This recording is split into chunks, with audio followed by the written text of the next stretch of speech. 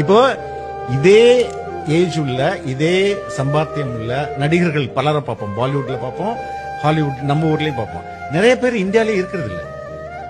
ஏன் இந்தியால இருக்கிறது இல்ல?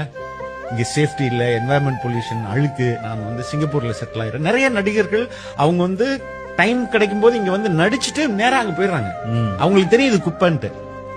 இது அல்றதுக்கு அவங்க தயாரா இல்ல. ஆனா விஜய் என்ன சொல்றாரு, நானே இங்க அள்ள போறேன் அப்படின்றாரு.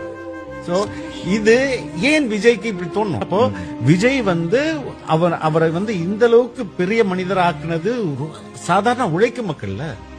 அவர்களுக்கு நான் என்ன பண்ண போறேன்? இது ஒரு இந்த தாட் ப்ராசஸ் ஒருத்தன் வரதே பெரிய விஷயம். நம்ம ஒரு காலத்துல ஃபெயிலியர், ஆனா நம்ம இன்னைக்கு சக்சஸ். இதுக்கு காரணம் யாரு? இந்த மக்கள் தானே காரணம். அப்படின்ற அந்த தாட் ப்ராசஸ்ல கிவிங் பேக் டு சொசைட்டி அப்படின்றது இன்னொரு கான்செப்ட். அதை அவர் கையில் எடுக்கிறார். உலகத்தின் மிகச்சிறந்த எல்லா செல்வங்களையும் பார்த்துருப்பான். Best hotel in America stay பண்ணிருப்பாரு, பெஸ்ட் ஹோட்டல் இன் ஜப்பான்ல ஸ்டே பண்ணிருப்பாரு, பெஸ்ட் காரை யூஸ் பண்ணிருப்பாரு, பெஸ்ட் ஃபுட்டை யூஸ் பண்ணி சாப்பிட்டு இருப்பாரு. அவருக்கு எதுக்கு இந்த வேண்டாத வேலை? மத்தவங்கள மாதிரி போய் சிங்கப்பூர்லயோ துபாயிலயோ உட்காந்துட்டு அவருக்கு என்ன பேஷனோ அதை பண்ணிட்டு இருந்திருக்கலாம்ல.